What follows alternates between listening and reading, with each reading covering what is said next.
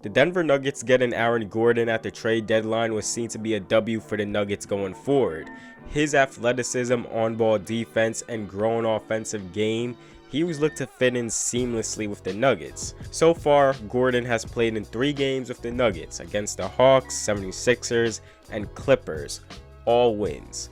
In this video, we are going to see how the Nuggets are fitting Gordon so far with the team.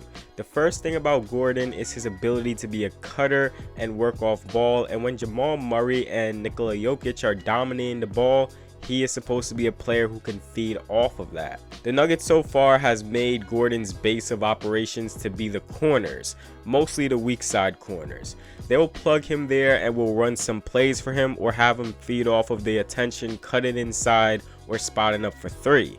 On this play, we see Gordon operating out of the corner, and once Nikola Jokic drives by Reggie Jackson, who is closing out on him, the defense starts to signal in on Jokic. Immediately seeing Zubac come over to help and double Jokic, and now Kawhi has to cover Murray, who is under the basket, and Jokic can make that type of pass inside to him.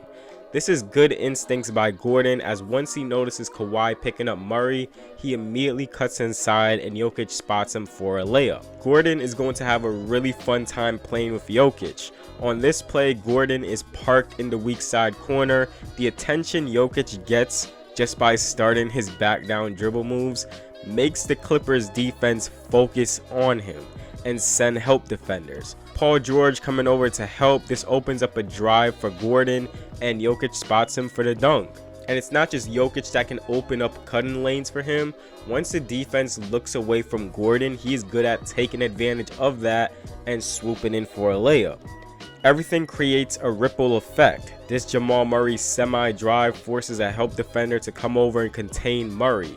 John Collins has to come over and tag a Michael Porter Jr., who is spotting up in the corner, and Gordon's instincts is to immediately cut inside, and Gordon is able to make this gorgeous dime to Porter Jr. in the corner once the defense collapses onto him.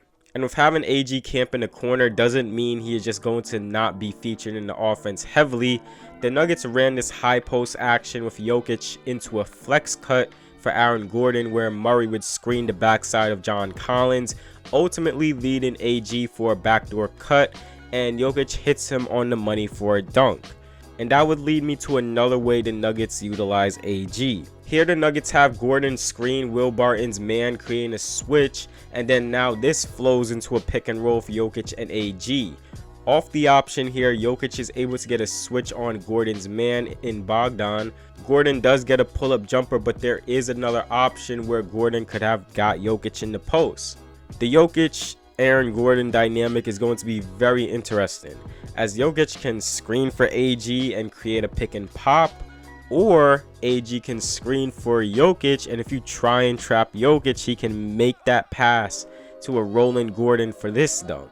The Nuggets would also look to station Gordon in the dunker spot, an area where he can feed off of if his defender helps on a drive, or on this play, Gordon's man and Danny Green has to help and tag a cut-in Will Barton. This opens up a passing window to Gordon in the dunker spot, and he dunks it home. Another thing about AG is that he is an athletic monster. He gives the Nuggets a high flyer who can run the floor when out in transition.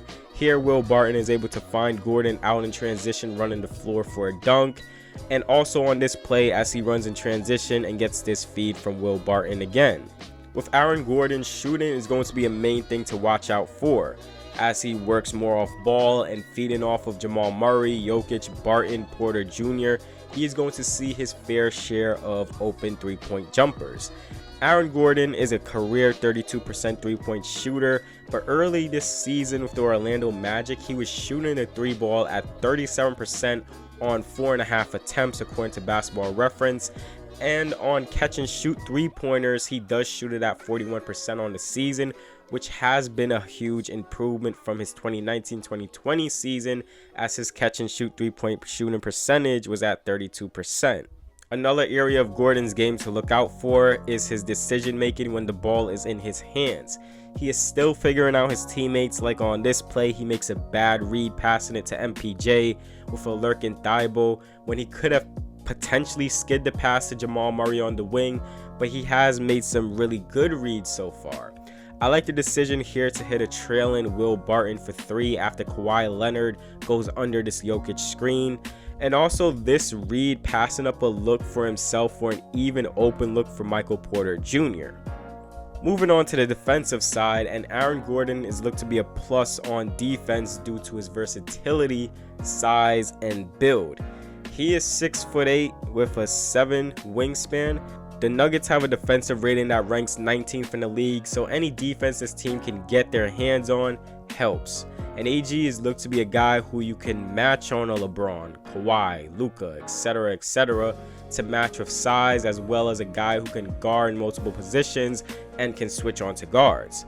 This is something the Nuggets didn't really have, so AG gives them that new element. And that defensive potential was showcased when the Nuggets faced the Clippers.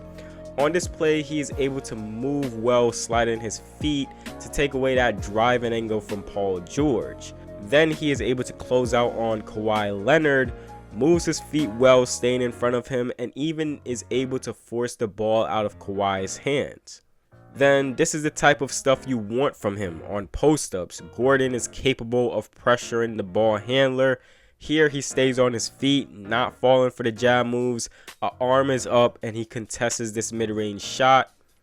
And this is why he is in Denver. Here he is guarding and pressuring Steph Curry. Gordon isn't afraid to get into the ball handler and apply pressure. Here, sliding his feet well, Curry has no room to operate, and then he passes it off to Tobias Harris.